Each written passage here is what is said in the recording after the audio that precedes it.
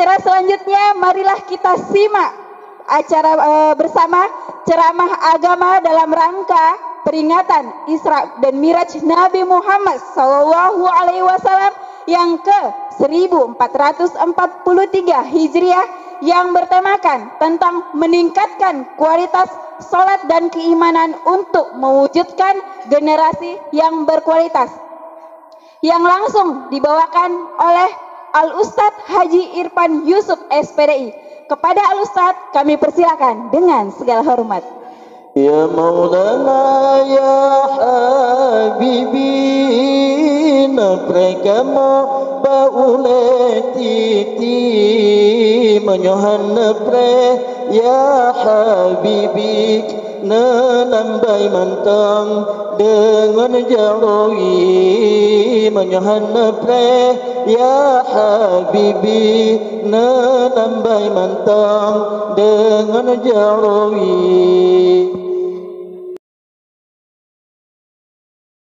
Bismillahirrahmanirrahim. Assalamualaikum warahmatullahi wabarakatuh.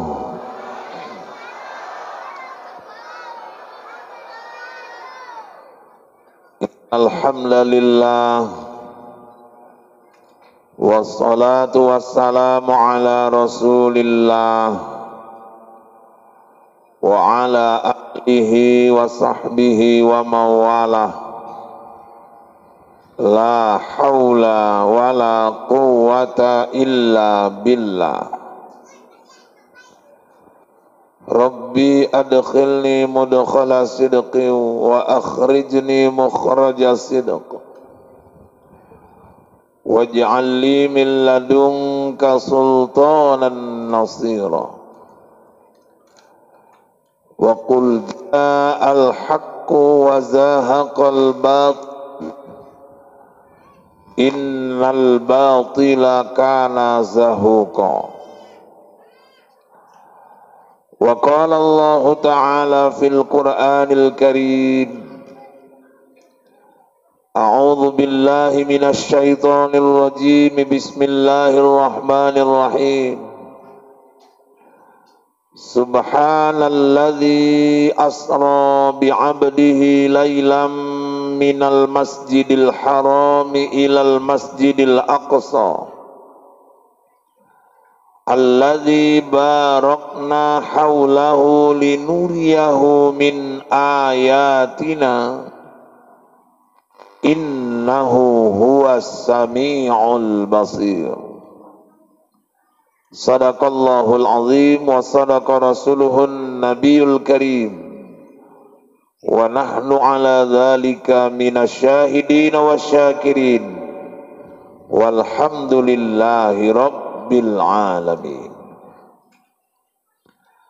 Yang sama kita hormati, kita muliakan Qori internasional kita Al-Ustaz Dr. Andus Haji Fadlan Zainuddin, yang alhamdulillah telah melantunkan ayat-ayat Allah di hadapan kita bersama.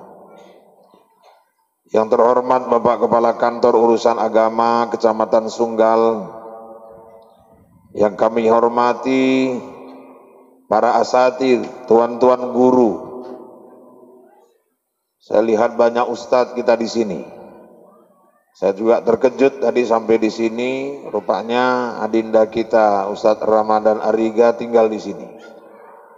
Jadi malam ini anugerah dua Ustadz India datang. Cuman tak tahu yang mana yang asli, mana yang KW.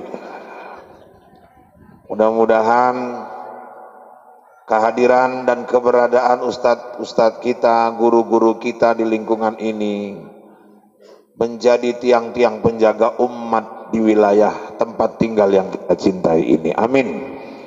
Amin ya rabbal alamin.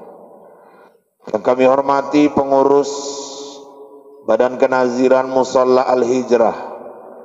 Musalla ini usianya masih sangat belia, tapi alhamdulillah gebrakan-gebrakan yang dilakukan oleh para pengurus musalla kita sudah cukup luar biasa Bahkan untuk tarawih pun demi melayani jamaah akan dihadirkan kori-kori internasional walaupun statusnya masih musalla.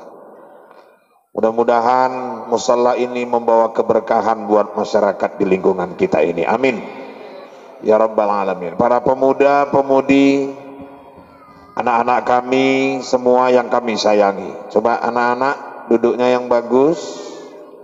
Iya, duduknya yang bagus. Nanti kita minta sama panitia supaya sisa kuenya dibagi lagi. Ya, untuk anak-anak yang pecinya rapi, yang jilbabnya rapi. Iya. Dan selama ceramah dia nggak ribut. Bisa anak-anak? Bisa?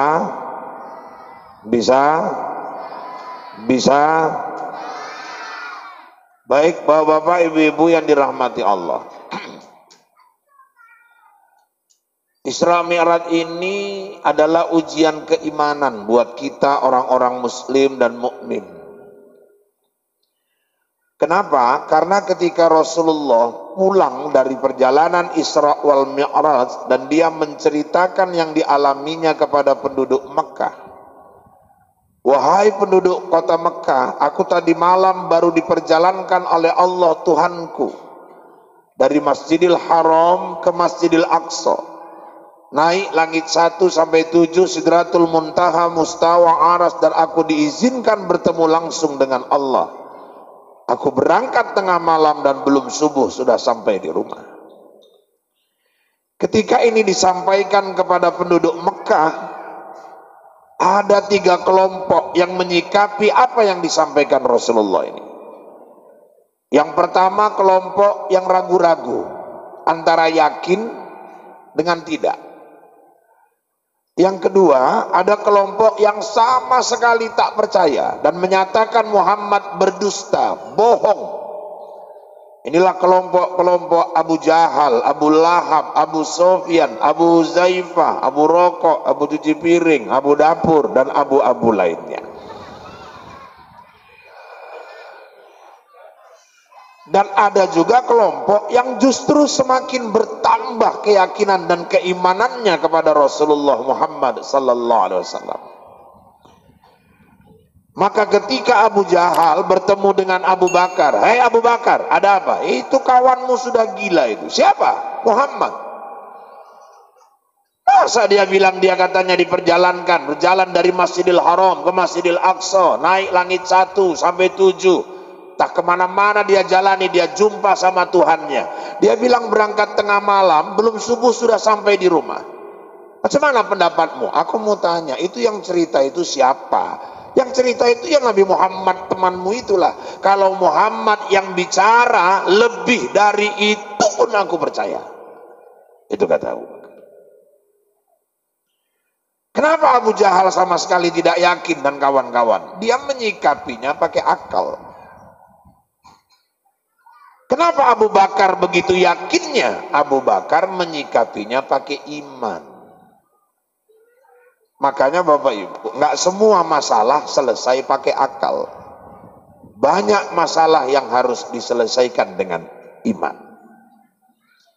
Terkadang yang menurut akal tidak mungkin, menurut iman tidak ada yang tidak mungkin. Contoh. Ini kalau cerita akal. Saya tadi waktu duduk di kursi, saya lihat ini anak-anak ini. Waktu saya lihat anak-anak ini Bu dari bawah, akal saya berkata, ini cerita akal ini. Ini pasti semua ada bapak mamanya ini. Ini kalau cerita akal. Kenapa? Karena di dunia ini ada hukum kausal, sebab akibat. Ada akibat karena ada sebab. Bapak mama itu sebab. Anak akibat. Ini kan akibat bapak mamanya semua ini. Adanya anak-anak ini karena ada ayah, ada emaknya. Itu hukum akal itu. Ada anak karena ada ayah, ada emak. Nabi Adam nggak ada ayah, nggak ada emak. Allah mau jadi. Itu kan masih manusia pertama, Ustaz, cikal bakal manusia. Nggak bisa gimana? Nabi Isa cuma punya mama, bapak nggak ada. Wanita suci yang lebih banyak di mihrab berzikir, takarrub, mendekatkan diri kepada Allah. Saking dekatnya kepada Allah, makanannya pun Jibril langsung yang menghidangkannya. Gak pernah disentuh laki-laki, izin Allah hamil Maryam. Logikanya kehamilan itu terjadi, bertemunya sperma dengan sel indung telur kaum wanita, terjadilah pembuahan, maka terjadi kehamilan. Maryam ini gak pernah disentuh laki-laki, gak pernah nikah, lebih banyak di rumah, wanita yang terjaga kehormatannya, izin Allah hamil. Maryam melahirkan Isa, gak ada suami. Isa lahir cuman punya mama, gak punya bapak. Itu maka sekarang banyak anak gadis gak mau kalah sama Maryam.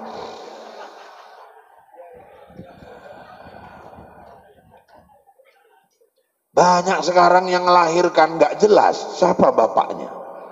Ada yang nikah bulan 3, bulan 6 udah lahir anaknya. JNT titipan kilat.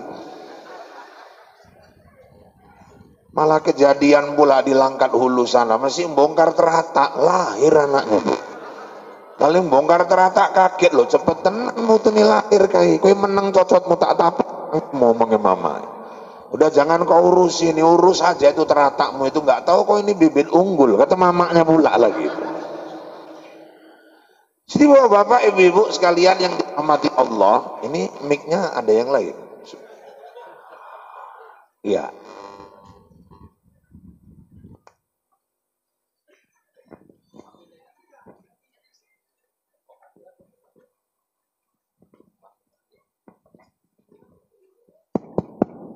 Jadi bapak-bapak, ibu-ibu yang dirahmati Allah, nggak semua persoalan harus disikapi dengan akal. Banyak hal yang harus diselesaikan dengan iman.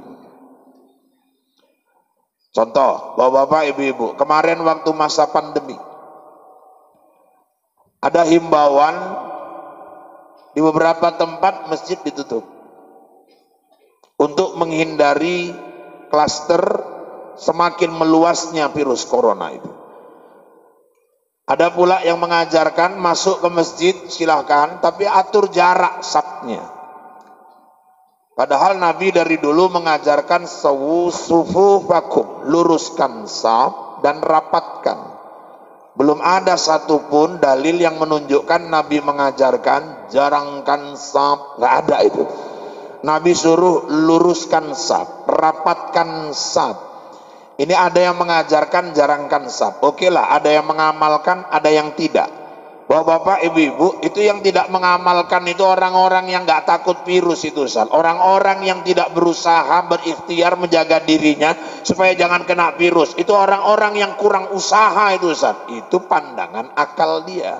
Tapi orang-orang yang masuk ke dalam masjid, dia tetap buka masjid, dia tetap berusaha untuk sholat sesuai tuntunan Nabi, rapatkan saf. Kenapa dia tidak takut virus? Kenapa? Karena dia sholat dengan imannya. Dia yakin ketika dia jalankan ajaran Rasul, Allah pasti akan menjaga dia. Kenapa orang tetap berani merapatkan saf? Yang buat dia berani imannya. Orang kalau bicara menurut akal, menurut mereka, mohon maaf, Habib Bahar itu bodoh. Apa pula, udah masuk penjara, keluar, udah selamat, bagus-bagus keluar, tak apa lagi pidatonya, keras kali dia ceramah, dihantamnya lagi pemerintah, masuk lagi dia penjara. Nah, rasakanlah sekarang, menurut akal kita, menurut pemikiran kita. Tapi menurut sebagian pejuang-pejuang agama, dai-dai yang betul-betul ingin menegakkan ajaran agama, bagi mereka karena imannya, penjara itu lebih nikmat daripada di luar. Kenapa mereka tetap berani menegakkan, menyampaikan sesuatu itu yang terkesan begitu keras? Dia berani menyampaikan karena imannya. Makanya bapak-bapak, ibu-ibu, kalau orang berpikir dan menyelesaikan, memandang sesuatu hanya dengan akal, tidak pakai iman, orang sebagian menggunakan iman sebagai pandangan hidup, maka pasti akan terjadi kontradiksi di antara dua pandangan ini. Gak semua selesai pakai akal. Banyak masalah harus diselesaikan pakai iman. Bapak-bapak, ibu-ibu sekalian yang dirahmati Allah, maka Isra Mi'raj ini ujian keimanan. Ada satu cerita, ini ada kejadian seorang anak. Bu, ibu kalau punya anak banyak bertanya, itu ciri-ciri anak cerdas. Makanya ibu kalau punya cucu, punya anak, kakean takon, bolak-balik nanya aja. Jangan ibu marahi. Kadang-kadang ibu nggak sabar, gue nyocot, lancip tenan cocotmu. Sabar, itu potensi kecerdasan. Nah itu ujian buat ibu ngadepin anak itu. Memang ciri-ciri anak cerdas itu, dia memang banyak bertanya. Anak saya yang paling kecil itu banyak kali nanya itu. Kalau udah duduk, diem, kita cerita, ngobrol, nanti ada aja pertanyaannya itu. Nanti sukanya dulu waktu SD menjelang tidur diceritakan kisah-kisah Nabi. Nanti kalau udah siap cerita, dipeluknya badan kita, tapi sambil mau tidur tuh dia nanya aja, moto ya, liar-liar, gini ngerasa gini. Pernah sekali saya habis ceritakan tentang kisah Nabi Musa. Rupanya ibu-ibu, saya pun udah mulai ngantuk ini, udah siap, dia nanya, jadi Nabi Musa itu dibuang ke laut ya? Iya. Terus yang dapat siapa ya? Istri Firaun. Oh, kok dibuang ya? Waktu itu asal ada bayi laki mau dibunuh, aku pun udah tenggen ini sebetulnya. Sore tadi baru undangan bu, baru undangan. Kadang-kadang waktu dia nanya tuh terbawa suasana undangan, nengok makanan, nengok keyboard, nengok tamu di undangan tuh masih antaran dengarkan pertanyaan dia sama undangan tadi sore. Lah tau-tau dia nanya loh, jadi kok waktu itu ya, itu Fir'aun ngejar-ngejar Nabi Musa kenapa? Musa nonton keyboard, gue bilang gitu. Ya orang tuh bayang keyboard sore, ya aku dipukul sama anakku terakhir, pop muka aku, masa Nabi Musa nonton keyboard, ayah tadi ngomong apa, aku bilang gitu sama dia. Orang udah antara sadar sama enggak gitu. Jadi ibu-ibu, memang ciri-ciri anak yang cerdas itu dia banyak bertanya gitu. Makanya ibu kalau punya anak, cucu, rajin nanya, sabar aja. Beri jawaban-jawaban, jangan cuma intelektual, kasih dia jawaban spiritual. Ini ada anak gitu juga, banyak kali nanya sama mama. Satu hari mamanya pulang dari pajak, didatanginya, mama dari mana mama? Kita pakai gaya Sinchan lah kira-kira gitu. Dari pajak, ngapain mah? Belanja. Belanja apa mah? Belanja sayur. Sayur apa mah? Kacang. Kacang apa mah? Kacang tanah. Kok namanya kacang tanah mah? Ya iyalah, buahnya kan tumbuhnya di dalam tanah. Ya jawabannya logis gitu. Kenapa? Karena buahnya dalam tanah. Ya anaknya nerima gitu. Karena udah nerima ya wes cakep, menang. Besoknya pulang lagi, mama, ada apa mama? Dari mana mah? Dari pajak. Ngapain mah? Belanja. Belanja apa mah? Sayur. Sayur apa mah? Kacang. Kacang apa mah? Kacang panjang. Kok namanya kacang panjang mah? Ini tengok bentuknya, ini kan panjang-panjang. Jawaban mesti jawaban akal, tapi iman nggak disentuh. Besoknya mama, ada apa nak? Mama dari mana mah? Dari pajak. Ngapain mah? Belanja. Belanja apa mah? Sayur. Sayur apa mah? Kacang. Mamanya pun nasi kacang aja yang dibeli, kayak nggak ada yang lain gitu. Kacang apa mah? Kacang kedelai. Kok namanya kacang kedelai mah? Kowe suwi-suwi lancip tenan cocotmu mbok apa iki takoki ya naik steng mamaknya terakhir.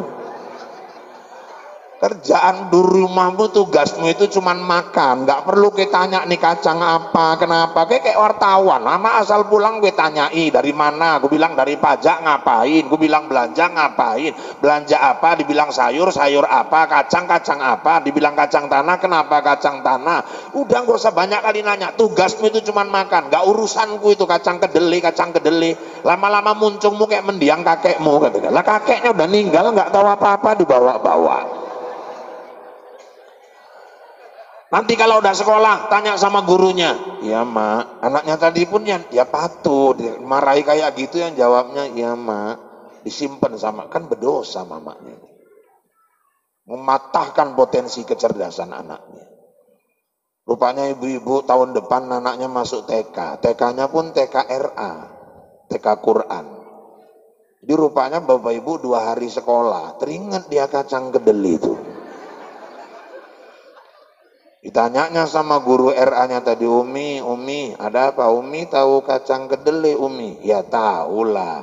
Itu kan kalau kacang tanah, kata mama, buahnya dalam tanah, maka orang bilang kacang tanah. Iya. Kacang panjang kan panjang-panjang, Umi. Iya. Kacang merah warnanya merah. Iya. Jadi kenapa kacang kedelai orang menyebutnya kacang kedelai ya, Umi? Mampus lah kayak gini nih. 12 tahun ngajar RA belum ada dapat pertanyaan kayak gini. Cuman namanya guru lah pula, mana pernah kalah kamu sama muridnya. Gini nak, di RA TK nggak ada kurikulum membahas kacang ya. Kita di sini belajarnya belajar Iqra, belajar tajwid, ngapal doa-doa ya. Umi nggak boleh jelaskan masalah itu karena di kurikulum nggak ada. Lah masa anak TK diajak bahas kurikulum?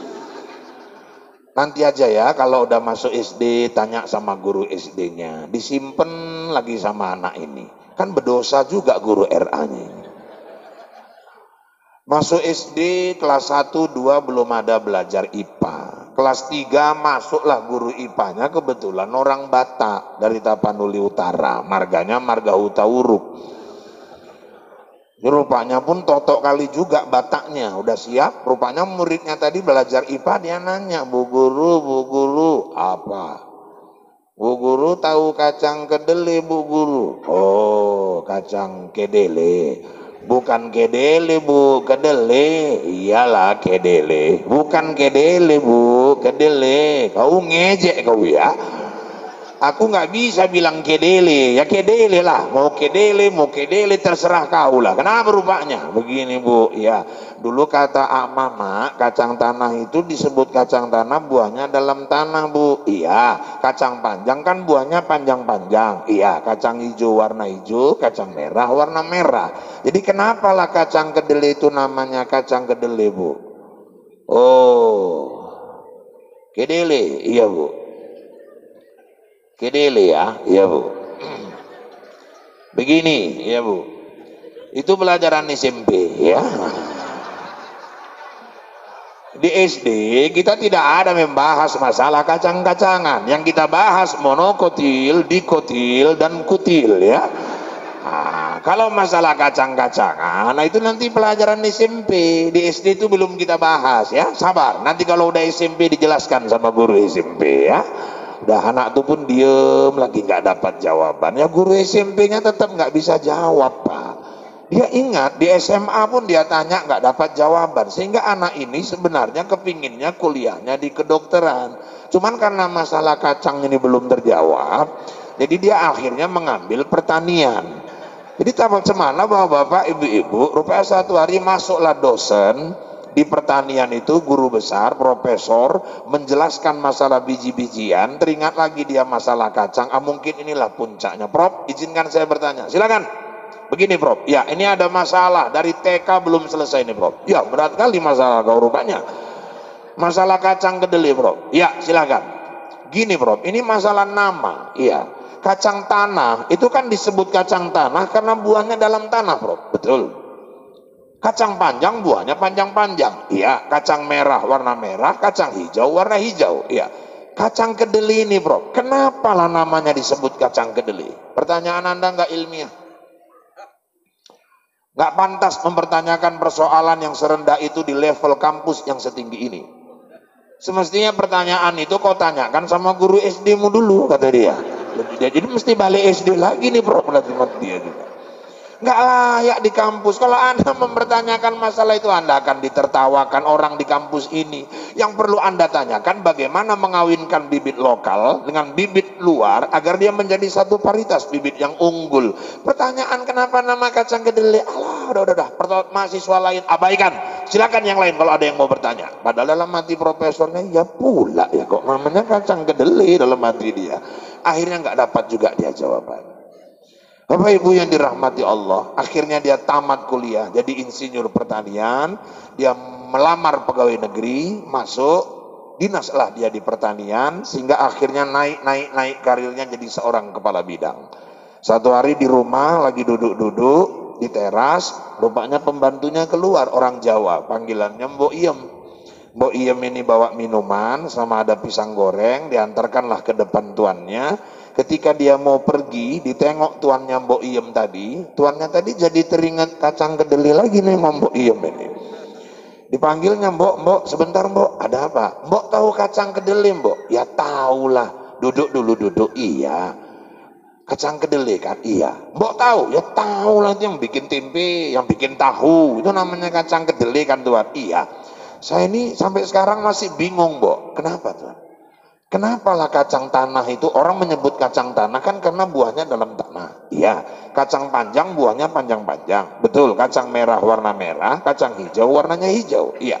Jadi kenapa lah kacang kedelai itu namanya kacang kedelai ya Mbok? Kira-kira Mbok tahu? Ya tahu lah Tuan, masa gitu aja nggak tahu. Serius Mbok? Serius. Mbok dulu kuliah di mana? Ngecek Tuan, aku SD nggak tamat kok. Gak ada kuliah Mbok, nggak ada. SD-nya kelas berapa? Kelas 4 Mbok berhenti, nggak sanggup lagi dulu orang tua nyuruh sekolah. Oh gitu? Iya. Jadi Mbok tahu kenapa kacang kedelai disebut kacang kedelai? Ya tahu lah Tuan. Dari mana Mbok? Rupanya Mbok Iem ini SD cuman kelas 4 tapi ngaji madrasah. SD cuman sampai kelas 4 tapi ngaji sore di kampungnya. SD cuma sampai kelas 4 tapi tiap malam sama ustadz di kampung di masjid dia belajar. Akhirnya ketika ditanya, jadi Mbok tahu? Tahu. Apa kira-kira Mbok penyebabnya? Kenapa kok kacang kedelai itu disebut kacang kedelai Tuan? Karena Allah sudah menakdirkan orang menyebut kacang itu dengan sebutan kacang kedelai. Selesai urusan semua. Semua orang mencari jawaban menurut akal, Mbok Iem menyelesaikannya menurut iman. Gak semua masalah selesai pakai akal. Banyak masalah yang harus diselesaikan dengan iman. Maka bapak-bapak, ibu-ibu, gak bisa kita mendidik anak-anak kita hanya menanamkan kecerdasan intelektual tanpa memperhatikan spiritual. Iman itulah yang mengontrol seseorang, yang menjadikan dia orang-orang yang tertata kehidupannya di muka bumi ini. Maka kata Allah dalam Al-Quran, tadi dibacakan juga oleh Ustaz Fadlan, wa idh qala Luqmanu libnihi wa huwa ya, tadi dibacakan ya satu ayat ya tentang peringatan orang tua kepada anaknya. Bagaimana kita menanamkan keimanan di surah Luqman itu, wa idh qala Luqmanu libnihi wa huwa ya'izuhu ya bunayya la tusyrik billah. Dan ingatlah tatkala Luqman berkata kepada anaknya, ya bunayya, itu menunjukkan anak itu masih di bawah 5 tahun. La tusyrik billah, jangan syirik kepada Allah. Ini dulu nomor 1, tanamkan ke anak-anak kita. Makanya anak lahir itu diazankan di telinga kanan. Pertama dikenalkan kalam Allah. Pertama dikenalkan asma Allah ke telinganya. Makanya ibu-ibu, naudzubillah, jangan sampai punya menantu azan pun nggak bisa. Itu musibah besar itu. Makanya kalau datang laki-laki suka sama anak ibu, jangan asal terima. Assalamualaikum wa, waalaikumsalam. Dari mana kau? Aku rumah Mencirim wa. Ya maksudnya aku mau jumpa anak Wawa. Anakku 3 ini, mau jumpa yang mana? Si Marni wa. Duduk. Apa maksud? Aku suka sama anak Wawa. Oh, kau suka sama anakku. Apa yang kau anggarkan rupanya? Ini wa, ada pisang molen 10.000. Oh, cuman nganggarkan pisang molen aja kau datang kemari. Enggak, aku memang suka sama anak Wawa. Oke, kalau kau memang suka sama anakku, kau bisa ngaji enggak? Ya aku dulu ngaji lah Wak. Bisa baca Quran enggak? Ya aku dulu ngaji Wak. Bisa baca Quran enggak? Aku dulu ngaji Wak. Ya sekarang bisa baca Quran enggak? Ya insya Allah bisa Wak. Tes dulu. Saiki lah Wak, minggu ngarep nopo. Enggak bisa. Kalau kau memang suka sama anakku sekarang. Siapa namamu? Namaku Muhammad Thorik Wak. Udah baca surah At-Thorik. Loh, sesuai nama Wak? Iya. Baca dulu surah At-Tariq. A'udzubillahi minasyaitonirrajim. Bismillahirrahmanirrahim. Was-samaa'i wat-tariqi wa ma adraka mat-tariqun najmus saqib. Bacanya sampai habis. Oh, kok pura-pura bodoh, rupanya pinter kau. Ku pertimbangkan. Lo mesti dipertimbangkan, Wak. Pertimbangkan dulu. Tahu-tahu besok datang lagi anak Lajang, Wak, aku suka sama anak Wawa. Lo semalam Torik udah datang, lo kan janur kuning belum berkibar, Wak. Ya mana tahu rezeki saya, kan Wak bisa pertimbangkan dulu. Namamu siapa? Ya, namaku ya Imron, Wak. Imron, iya, baca surah Al-Imron. Ya panjang kali, Wak. Ya semua dites sesuai nama. Aku memang namaku Imron, Wak. Cuman di kampung orang manggil aku Kulhu. Ah, ya udah baca Kulhu Allah aja lah kalau gitu. Jadi bapak ibu jangan asal terima. Ya nanti kalau sempat cucu ibu lahir dia ngajankan pun nggak bisa, apa nggak musibah.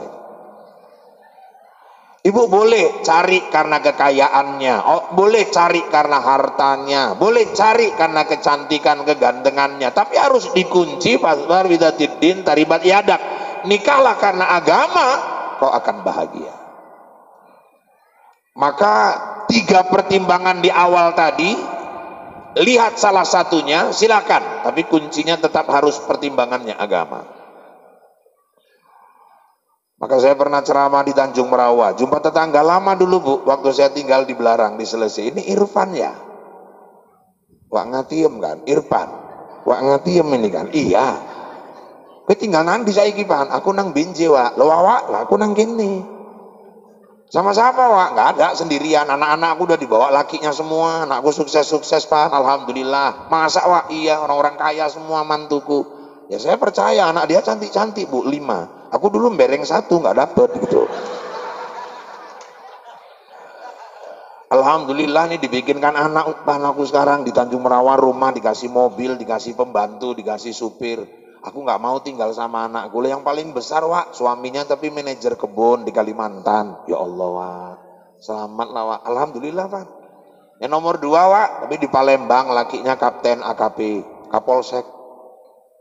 Yang nomor 3, Wak, nomor 3 sekarang Kabak di Pemkab di Pekanbaru, di daerah Rohil. Allahu Akbar. Yang nomor 4, Wak, suaminya pan mau tahu, sawitnya aja 30-an hektar. Sukses-sukses ya, Wak. Iya, yang paling kecil, Wak. Nah, cuman ini nasibnya paling jelek, Pak. Dapat ustad katanya. Batinku cocot iku lah batin. Ngenyek kali dia sama ustad. Pikirnya ustad sekarang dengan anggap remeh. Tanya Ustaz Ramadan tuh kalau nggak percaya. Buka assalamualaikum, tutup assalamualaikum, pulang jelas ya.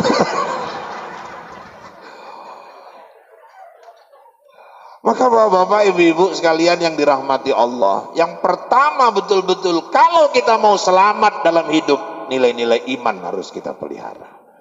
Itulah yang paling mahal yang ada pada diri kita.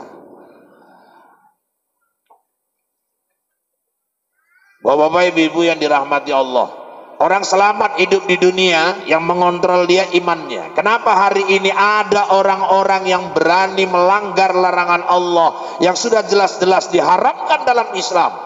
Karena imannya tidak mampu mengontrol dirinya. Kenapa seorang laki-laki dan perempuan berada di tempat yang sunyi, sang wanita mengajak dia berzina tapi laki-laki itu bisa menolaknya? Bapak Ibu, yang menolak itu adalah imannya. Kenapa ada 7 orang anak muda, yang 6 ini semua ngisap sabu, yang 1 orang duduk di situ diajak, dia tetap mengatakan aku nggak mau, aku takut kepada Allah. Yang buat dia takut kepada Allah, imannya. Maka iman itu mahal sekali pada diri manusia. Mau selamat masuk ke kubur, mati harus bawa iman. Ada orang meninggal nggak bawa iman, Ustaz? Ada. Siapa itu, Ustaz? Orang yang meninggal dalam maksiat. Lagi judi, meninggal. Lagi nyekek botol, meninggal. Lagi zina, meninggal. Meninggal bunuh diri, khalidina fiha, kekal dia selama-lamanya dalam neraka. Dipastikan dia mati nggak bawa iman. Maka kalau mau selamat masuk ke dalam kubur, jangan sampai mati dan masuk ke dalam kubur imannya tinggal. Maka bapak-bapak, ibu-ibu, saya ada ceramah baru-baru ini di perwiritan ibu-ibu, pulang saya dikejar ibu tuh, Ustaz, ada apa bu? Tolonglah Ustaz tuliskan yang Ustaz ceramahkan tadi. Yang mana? Tadi kan Ustaz jelaskan, nanti kita dikubur ditanya marrob buka. Nah, itu nanti jawabannya apa Ustaz? Gitu. Man nabiyuka, jawabannya apa? Man kitabuka, jawabannya apa? Tolong tuliskan gitu Ustaz. Tak deloi rai wawaiku gini. Udah, bapak, nggak perlu itu, saya bilang. Sombong kali Ustaz, tinggal nuliskan sebentar aja kok, nggak perlu. Ustaz ngajari, tapi minta tuliskan aja nggak mau. Mau untuk apa sama ibu? Ya dihafal-hafal lah dari sekarang Ustaz, supaya nggak payah. Ibu ngapal, aku yang kasus, aku bilang. Kasus apa Ustaz? Pembocoran soal, aku bilang. Dulu zaman UN, ujian nasional, anak SMA, kepala sekolahnya membocorkan soal tangkap Polda, kok masuk penjara. Aku pula membocorkan soal mungkar nangkir, selesai lah aku disikat dia. Nggak, maksudnya kan nggak apa-apa dibaca-baca dari sekarang Ustaz, nggak perlu. Ibu kalau ninggal bawa iman ibu nanti yang menjawab pertanyaan-pertanyaan malaikat itu. Bukan mulut ibu, bukan tangan, bukan kaki. Maka pertahankan iman itu. Jadi macam mana cara merawat iman ini Ustadz? Banyak-banyak mendengarkan tausiah agama. Ini saya senang dengarnya tadi, alhamdulillah. Ada Ustadz Ramadan, ada Ustadz kita di sini, manfaatkan, belajar fikih, belajar tauhid, belajar tasawuf. Saya dengar Ustadz Prof Muzakir juga udah masuk kemari. Subhanallah. Karena biar bagaimanapun bapak-bapak, ibu-ibu, merawat iman itu salah satunya dengan taklim. Banyak menghadiri tausiah agama. Satu masjid itu dikatakan makmur, musola dikatakan makmur, bukan cuma karena jamaah sholat 5 waktunya yang ramai. Program masjid musolanya itu apa? Indah masjid, tapi jemaahnya nggak dicerdaskan, mati juga masjid ini nanti. Makanya wajib masjid yang makmur itu ada taklim, ada pengajian, undang guru, belajar kita di situ. Banyak persoalan-persoalan agama ini yang kalau kita nggak belajar, bapak-bapak, ibu-ibu yang dirahmati Allah, kecil masalah bisa jadi besar. Anak-anak, ayo, kecil jadi besar. Jadi besar. Ayo. Satu itu, banyak menghadiri majelis ta'lim. Maka sekarang punya handphone, bagaimana beli handphone? Handphone itu bisa menghasilkan pahala. Ya Bu ya, jangan cuma untuk mamerkan setelah ibu bersolek, share. Ini kadang-kadang kan handphone ini cuma untuk pamer-pamer kegiatan pribadi yang nggak penting. Udah siap pakai MS Gelau. Nomor 1 pasti gini dulu itu. Mau pergi pengajian akbar aja pun foto dulu rame-rame. Nah habis itu di-share. Kadang-kadang hal-hal yang nggak penting, bikin status. Jemuran nggak kering-kering. Ngapain lah masuk? Oh jemuran nggak kering aja kok masuk status. Ya Allah, kadang-kadang ada masalah galau. Ya galau ya Allah, galau ngapain lah mesti update status. Galau aja dimasukkan ke dalam update status. Jadi bapak-bapak, ibu-ibu yang dirahmati Allah, ini satu hal. Ayo, punya handphone, macam mana handphonenya bisa dapat menghasilkan pahala. Sekarang banyak tausiah, ceramah.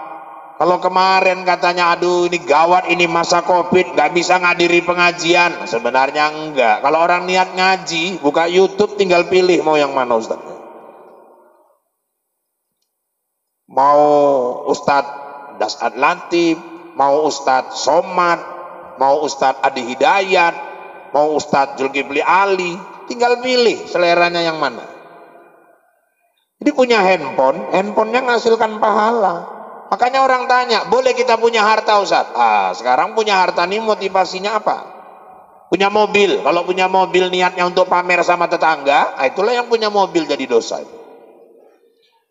Ini niat beli mobil apa Ustaz? Membahagiakan anak istri. Nah, itu ibadah, membahagiakan anak istri. Apalagi kami satu komplek ini 4 bersaudara Ustaz. Kadang-kadang mau pulang ke Kisaran, selama ini kami charter mobil. Selama aku beli mobil, abang kakakku sekarang naik mobilku kalau pulang kampung. Senang kali rasanya aku, abang kakakku bisa naik ke mobilku. Membahagiakan saudara, family. Beli mobil, mobilnya menghasilkan pahala. Udah itu di kampung kalau ada orang sakit Ustadz, kalau ada mobilku kan enak, mobilku bisa bantu orang, mungkin dia mendadak perlu dibawa ke rumah sakit. Anda niat beli mobil nolong orang-orang sakit di tetangga di sekitar rumah, iya. Anda beli mobil, belum beli mobil udah dapat pahala. Kenapa? Dalam Islam niat buat baik saja sudah dicatat oleh Allah. Punya mobil dia, tetangganya sibuk, ngapain kak? Nyari becak. Kenapa? Abang kau kumat. Kuman apanya? Asam urat. Udah berapa hari kak? 3 hari. Jadi kayak mana bang? Tuh di dalam telentang telungkup. Mau dibawa kemana kak? Sundari. Jadi kakak ngapain? Nyari becak. Ya Allah kak, udah kayak gitu kok becak. Bang, keluarkan mobil bang. Tetangga kuman itu asam uratnya. Bawa dulu ke Sundari. Keluarkan mobil, gotong, masukkan ke mobil, bawa ke rumah sakit, unit gawat darurat, ruang rawat inap, infus segala macam, selesai proses. Aku pulang dulu ya kak. Balik deh. Iya, ini deh uang minyaknya. Kakak kok cerita uang minyak? Kakak nganggap aku famili atau nganggap aku tetangga? Ya famili lah. Ya kalau cerita famili kakak jangan cerita uang minyak lah. Aku tersinggung. Cerita famili nggak usah bicara uang minyak. Ini uang kakak simpan, uang kakak itu beli obat abang. Kakak perlu beli makan, jaga abang di sini. Aku pulang dia ngelapor sama lakinya yang sakit tadi, nggak mau dia dikasih uang minyak bang. Nangis yang sakit tadi, ya Allah, murahkan rezeki dia ya Allah. Doa orang sakit. Kalau gini orang punya mobil, macam mana orang dilarang punya mobil? Mobilnya menghasilkan amal. Ada kadang orang punya mobil, tetangganya sibuk keluar, ngapain kak? Nyari becak. Kenapa? Abangmu kumat. Kumat apanya kak? Gulanya naik. Sampai berapa kak? 600. Udah berapa hari? 3 hari. Pantes, nggak nampak-nampak. Jadi kayak mana abang sekarang kak? Itu di dalam rubungi semut. Mau dibawa kemana kak? Sundari. Jadi kakak ngapain? Inilah nyari becak. Kak simpang banyak kak. La ilaha illallah. Dalam hati yang sakit kepala otak kau itulah. Kalau simpang nggak usah kau ajari. Aku pun tahu simpang pangkalan becak. Kau punya mobil untuk apa? Emang tetangga lontong.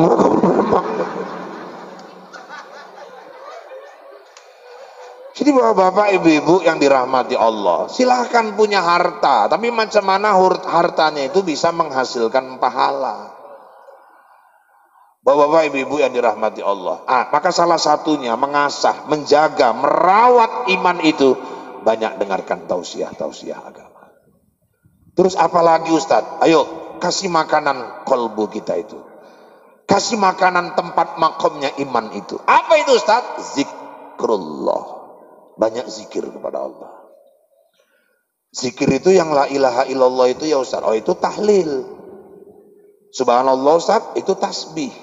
Alhamdulillah Ustaz, itu tahmid. Allahu Akbar, itu takbir. Itu lafaz zikir, bukan zikir.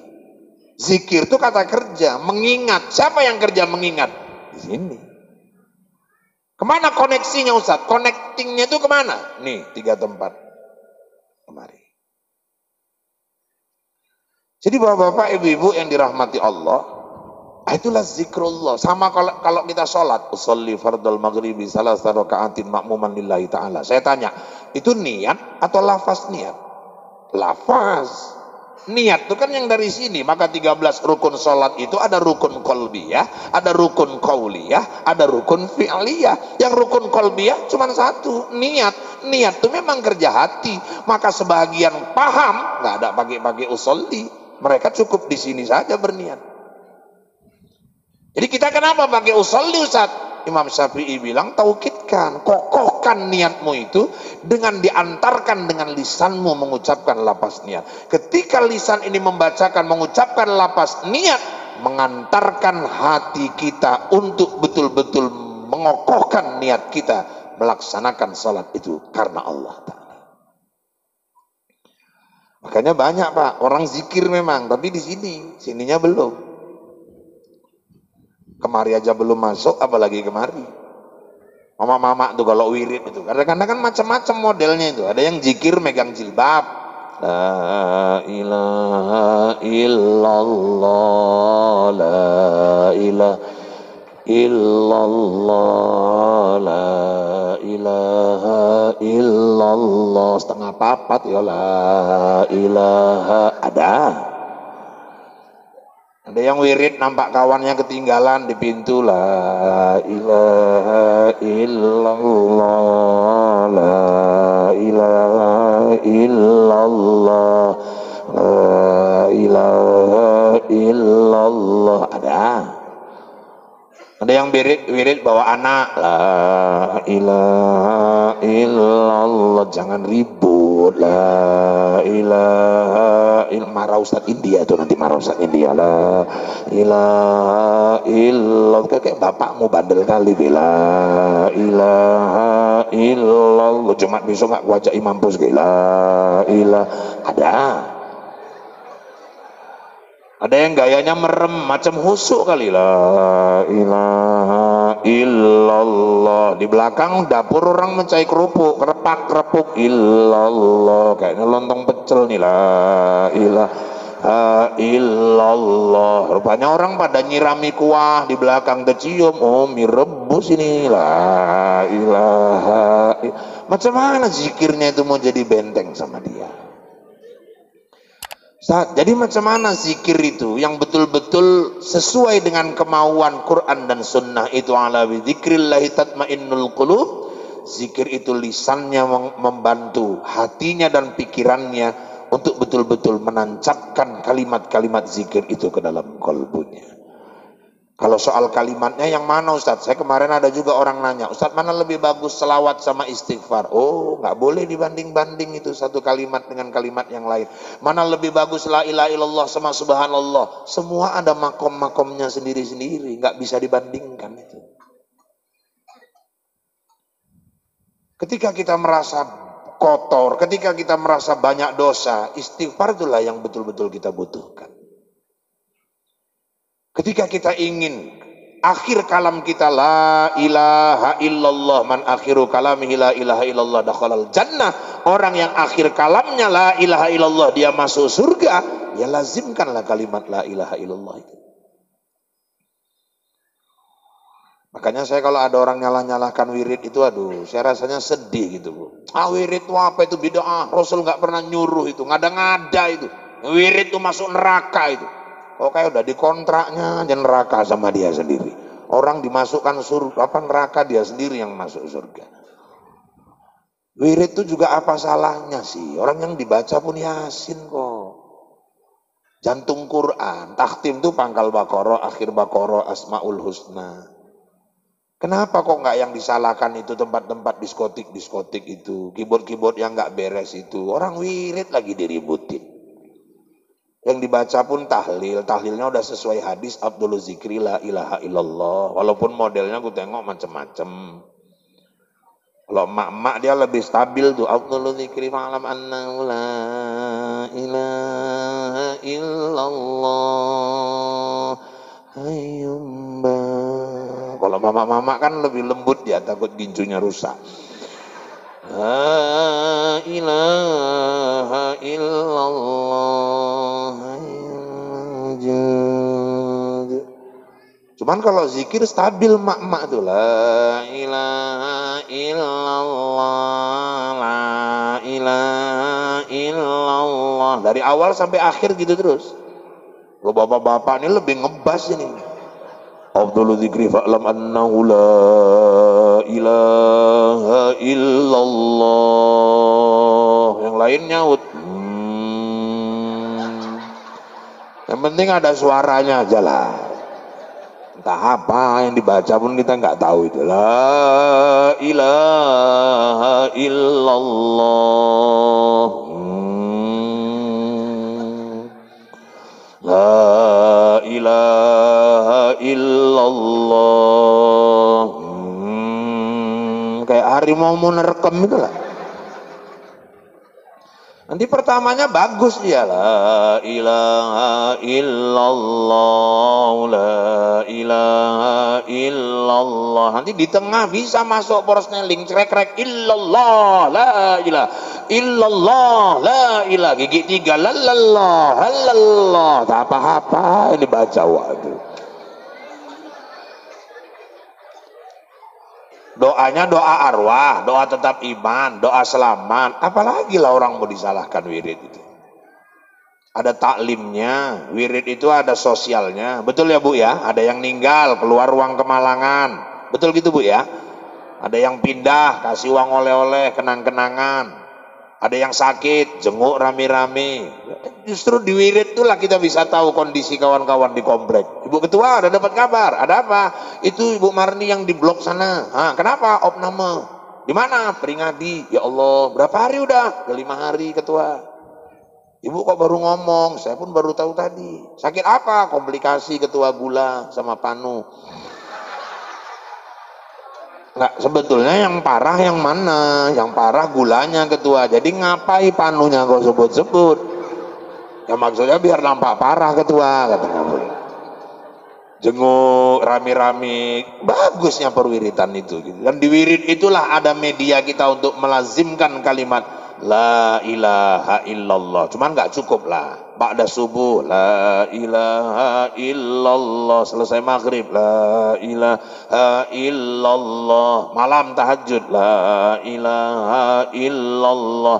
Semakin sering orang berzikir, semakin terawat keimanan di dalam kalbunya masing-masing. Apalagi Ustadz, qiyamul lail, salat malam. Kayak kita ini mau apa lagi lah Bu? Alah, aku nengok wajah ibu pun dah wajah maghrib. Nyari yang asar pun dah payah, aku tengok. Apalagi lah kalau nggak mempersiapkan diri dari sekarang. Makanya mohon maaf, kadang-kadang ada ibu-ibu tuh dia kan orang-orang tua kayak kita ini kena penyakit Fatimah, payah tidur malam. Kalau udah tidur Ustaz, terbangun jam 2, jam 3, aku nggak ngerti lah Ustaz, payah kali mau tidur lagi, susah kali Ustaz, padahal nggak ada masalah. Ya bapak anak-anak bagusnya, nggak ada masalah. Baru 2 hari ini aja yang ketahuan dia ada main maganda mencirin, ya berarti masalah juga kan gitu. Anak-anakku bagus, ekonomi cukup, problem nggak adanya Pak Ustadz. Iya, tapi kok payah tidur Ustadz? Kalau ibu memang terbangun terus payah untuk tidur lagi, berarti ibu dipanggil Allah untuk bertahajud. Jangan abaikan panggilan itu. Bangkit, segera penuhi panggilan dia. Wa minal laili fatahajjad bihi nafilatan lak. Ayo, udah saatnya kita ngumpulkan bekal dari sekarang. Semua kita mau pulang. Gak ada kita yang selamanya di Sunggal nih. Semua mau pulang.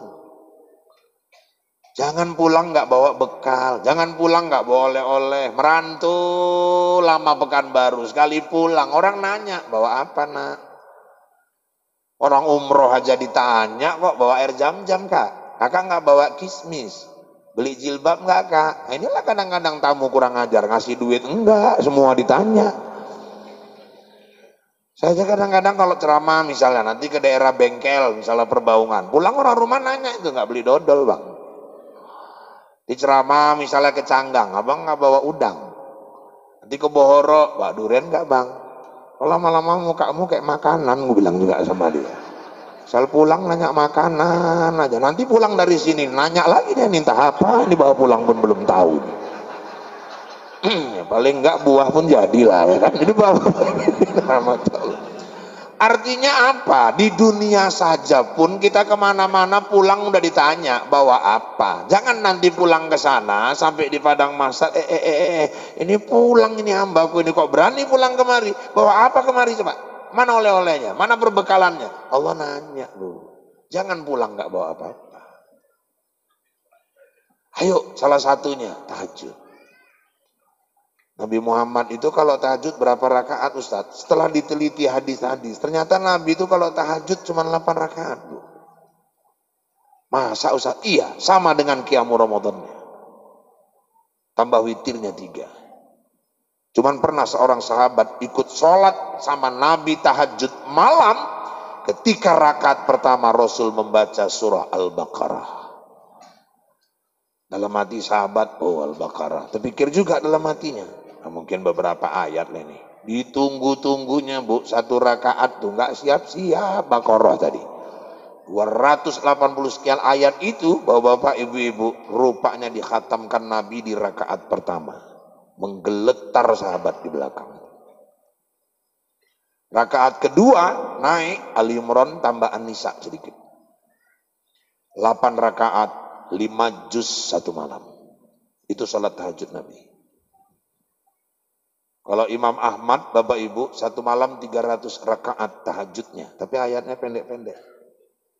Jadi tinggal ibu silahkan pilih banyak rakaatnya tapi ayatnya pendek-pendek, atau pilih sedikit rakaatnya tapi ayatnya panjang-panjang. Tapi sering saya tanya ke jemaah, rata-rata mau rakaatnya pendek, ayatnya pendek. Rata-rata maunya begitu.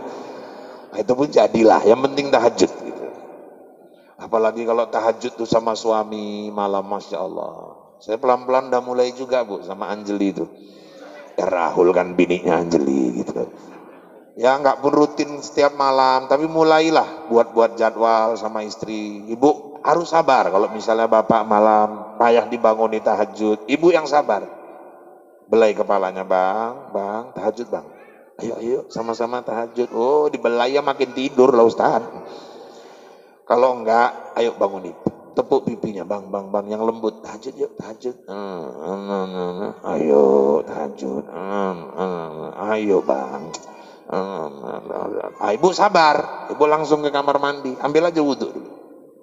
Udah siap, jangan dilap tangannya, biarkan tangan basah, dekatkan, percikkan lembut ke wajahnya, bang. Ayo bang, tahajud bang, tahajud. Ayo tahajud. Ayo, sabar juga. Belum mau juga, ibu pakai telekung, pakai sarung. Bangunin lagi dia. Udah 3 kali nggak mau juga Ustaz, ambil kursi. Maksudnya dipukulkan kursi itu Ustaz? Ya jangan, kasus. Di kursi itu untuk apa Ustaz? Taruh di sebelahnya, ibu pakai telekung, duduk di sebelahnya, bacakan Yasin, pasti bangun itu. Sambil agak nangis sedikit, Yasin, wal Qur'anil Hakim, pasti bangun itu. Ketika bangun pertama ditamparkannya ibu langsung, kok bikin kali aku mati ya, kata dia juga. Tahajud bersama. Wa minal laili fatahajjad bihi nafilatan. Orang yang rajin dia bertahajud, secara otomatis dia sudah merawat iman di dalam dirinya. Terus apalagi Ustaz? Bapak-bapak, ibu-ibu yang dirahmati Allah, biqiraatil Qur'an. Banyaklah membaca Al-Qur'an. Makanya kalau kayak tadi lah Ustaz Fadlan yang baca, ya Allah, 1 jam lagi pun rasanya kita dengarkannya tahan. Betul. Karena yang menikmati udah iman kita. Itu makanya kalau dibacakan ayat-ayat Allah, ayatuhum zadathum imana. Kalau dibacakan ayat-ayat itu, orang-orang beriman itu nambah dia imannya. Kalau kayak Ustaz Fadlan tadi baca nggak bertambah iman kita, berarti kotor kali udah dalam kalbu kita itu. Masya Allah. Kalau bisa 1 jam lagi, lah nih dalam hatiku. Jadi aku ceramah pun tinggal 1/2 jam dalam hatiku juga tadi. Masya Allah. Jadi bapak-bapak, ibu-ibu yang dirahmati Allah, yang menikmati itu sini. Makanya saya anak-anak itu juga ada juga yang menghafal Quran, ada yang udah 10 juz. Kadang-kadang kalau di rumah, ba'da maghrib, kita nggak baca, dengarkan dia baca saja pun rasanya udah ada kenikmatan batin luar biasa di sini. Makanya Ramadan ini manfaatkan sebaik-baiknya. Bulannya Al-Quran. Ayo bu, kita upayakan selain tadarus Quran, di rumah juga qiraat, baca sendiri masing-masing. Di masjid tadarus. Tadarus pun harus betul-betul sesuai dengan maunya makna tadarus itu. Tadarus itu apa Ustaz? Ya belajar. Namanya belajar, ada guru, ada murid. Tadarus sekarang kan udah nggak kayak dulu lagi. Kalau dulu orang tadarus, guru duduk di tengah, murid keliling. Irfan, baca. Ya Ustaz. A'udzu billahi minasyaitonir rajim. Bismillahirrahmanirrahim. Qul in. Ya Ustaz, ulang. Kul in, ulang. Kul in, Ustaz, ulang. Apa salahnya? Aja. Dulu guru bukan langsung nunjukkan salah kita di mana, suruh kita berpikir dulu. Ya, ini apa? Di mana salahnya itu? Di mana salahnya? Tengok Quran tuh. Di mana? Ayo kau coba, di mana salah dia? Dulu tadarus gitu. Dia bacanya kul Ustaz, bukan kul. Yang kau baca kaf, bukan kof. Ulang. Nah, itu. Salah huruf, tegur. Salah tajwid, tegur. Orang dulu tadarus, rata-rata jam 12 bubar. Satu majelis. Sekarang jam 10 udah bubar. Asal 5 menit. Aqabbalallahu minkum, minna minkum. Qabbal ya karim. Tiap 10 menit. Aqabbalallahu minkum, minna minkum. Kadang yang belum lancar pun udah dikasih mic. Wa minan nasi merepet mak kurang lapar anak tuh nasi ya jadi bacanya. Kalau dulu dipilah-pilih itu yang tadarus itu pun memang yang sudah betul-betul bagus bacaannya, ada gurunya, salah huruf ditegur. Kita ini kan udah tahu sama-sama, salah sebut huruf udah beda arti. Masuk pula orang Aceh, ingkontom tak lamun. Ya gurunya harus nyimak, nggak ada ingkontom. Jadi apa Ustaz? Ingkontom.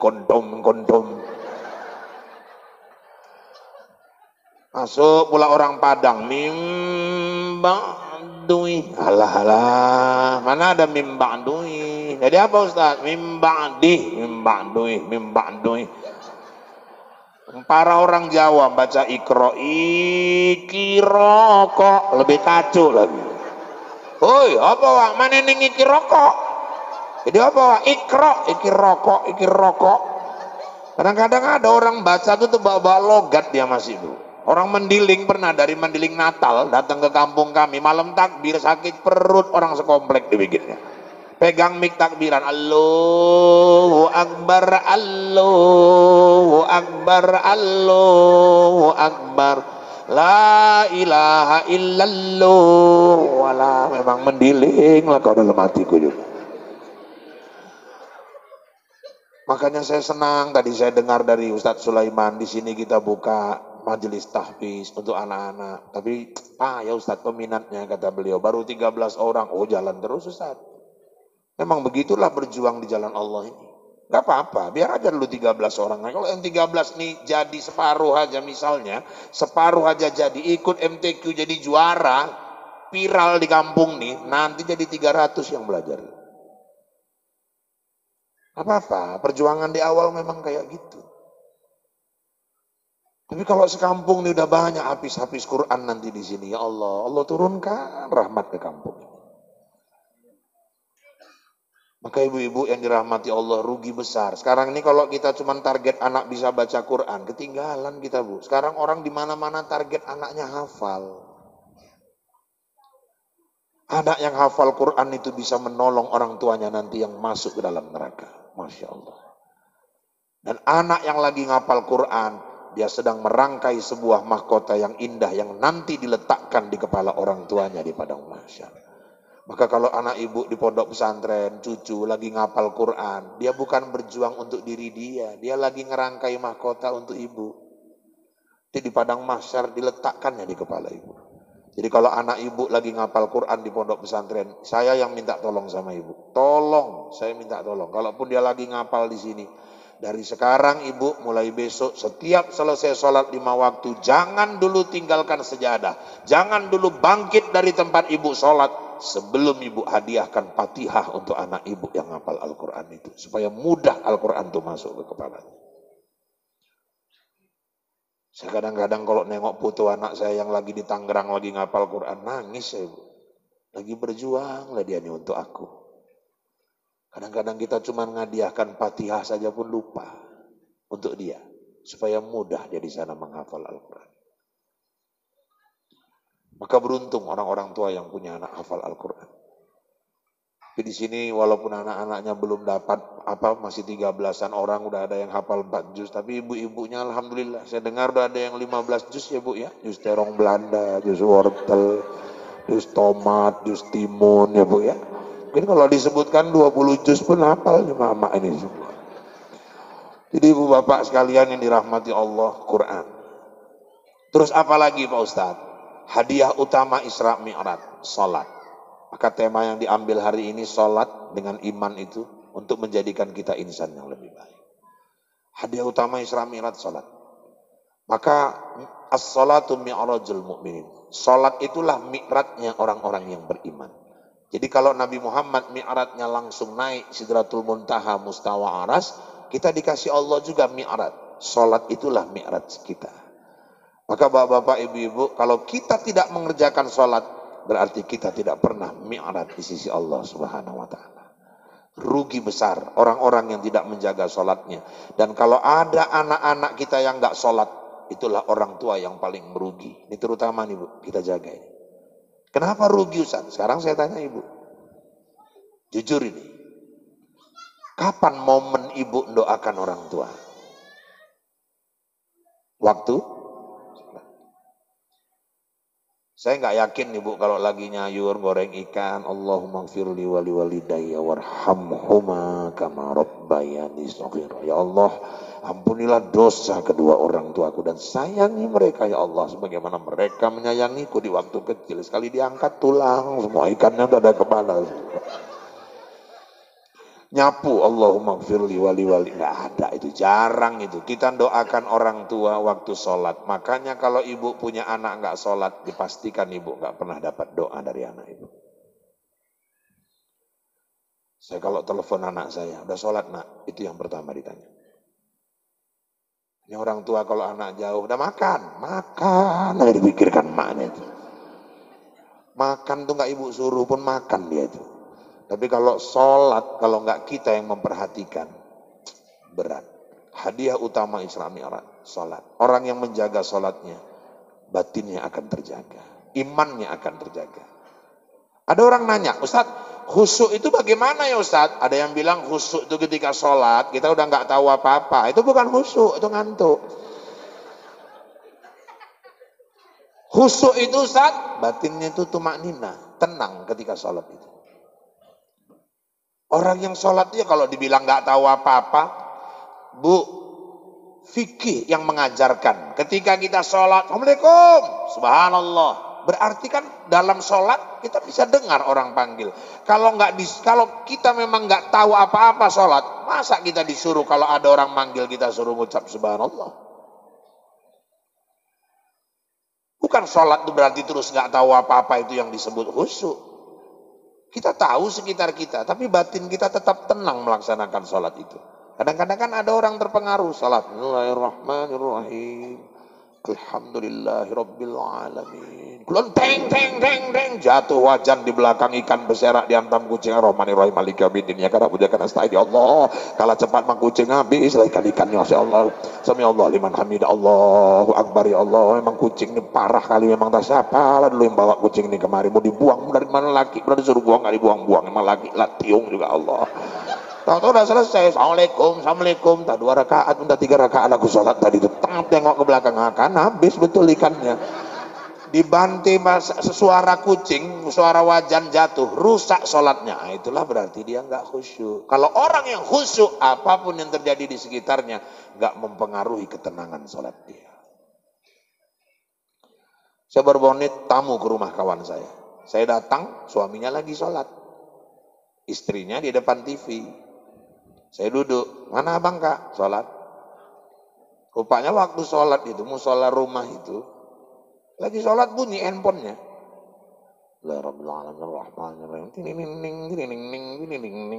Dia pun sholatnya jadi makin cepat gini Bu. Allah. Rupanya istrinya merhatiin. Apa dibilang istrinya? Tenang aja kok sholat bang, gak akan kubuka handphonemu. Lah,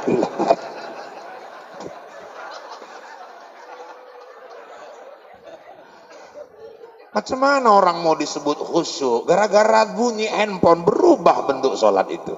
Orang yang khusyuk, apapun yang terjadi di sekitarnya nggak mengganggu tumakninah dia, ketenangan dia dalam menghadap Allah Subhanahu wa taala.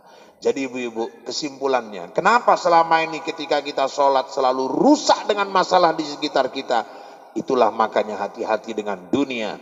Dunia inilah yang selalu merusak ibadah kita kepada Allah Subhanahu wa taala. Maka dulu almarhum Syekh Ali Jaber bilang, kalau kau mau tenang baca Al-Quran, 1 jam saja matikan handphonemu, baca Quranmu. Dan makanya Syekh Ali Jaber bilang, jangan baca Quran pakai handphone, baca Quranlah pakai mushaf. Kenapa? Karena kalau kita baca Quran pakai handphone, lagi baca, masuk WA, si Jono, mau ngapain lah, Jono ini apa lah pula WA dia, ya Allah. Tahu-tahu masuk Leman, mampus, oh iya nyari janji masih Leman ini, nampak di situ WA itu. Bapak-bapak, ibu-ibu, pakailah mushaf, matikan handphone. Dunia selama ini banyak mengganggu ibadah kita kepada Allah Subhanahu wa taala. Bapak-bapak, ibu-ibu yang dirahmati Allah, sedekah juga menjaga iman kita. Bergaul dengan orang-orang soleh upaya menjaga iman kita. Maka hikmah utama Isra Mi'raj adalah ujian keimanan. Dan imanlah yang akan menyelamatkan, menentukan apakah kita di dunia ini akan selamat atau tidak, dikubur selamat atau tidak, di akhirat kita selamat atau tidak. Maka iman sesuatu yang paling berharga. Mari kita rawat iman kita masing-masing supaya kita selamat di dunia wal akhirah. Bapak Ibu, selamat menyambut Ramadan. Jam di studio sudah menunjukkan pukul 23:05 waktu Indonesia bagian Medan Kriu. Kalau dirasakan kata-kata saya kasar, saya memang makhluk kasar, bukan makhluk halus. Nah, seandainya ada kata-kata yang kurang berkenan, saya manusia biasa, bukan makhluk luar angkasa. Kalau dirasakan kata-kata saya menyinggung perasaan, itu pertanda Bapak Ibu masih punya perasaan. Kalaupun masih kurang, ya nanti kapan diundang saya datang lagi lah. Yang penting cocok. Jadi Bapak Ibu, nggak, maksudnya cocok waktunya. Loh, jadi ibu pikir apa? Ya Allah. Saya sama Ustaz Ramadan ini dari beliau remaja, Bu. Udah tahu saya. Beliau dulu di Masjid Al-Hasanah Gaperta. Tahu saya. Jadi kalau ibu pandangannya terus ke amplop, saya kan malu kayak gitu. Macam nggak ada yang lain aja. Saya maulid kemarin banyak panitia itu ngasih-ngasih amplop. Ibu boleh tanya istri saya buangi kok amplop-amplop itu semua. Isinya urusanku lah ibu, macam mana. Demikian informasi aktual, faktual, tajam dan terpercaya yang dapat saya sampaikan melalui liputan 6 ICTV malam ini. Mudah-mudahan yang saya sampaikan bawa manfaat buat kita semua. Saya Rahul, Anjeli, Ica, Tapasya, Tapki, Gopi, Marcel, Suci, Aldebaren, Andin dan seluruh kerabat kerja yang bertugas. Mohon diri dari hadapan Anda. Kita bertemu kembali lain waktu, lain kesempatan, namun dalam gelombang yang sama, dalam acara berpacu dalam ibadah. Buah durian, buah kedondong, sekian dulu dong. Burung irian, burung cendrawasih. Cukup sekian dan terima kasih. Kue bangkit, loyang, kacang tojin, si kue bawang, itulah kue-kue hari raya Idul Fitri. Saya kembali ke Bombay. Wabillahi taufiq wal hidayah. Assalamualaikum warahmatullahi wabarakatuh.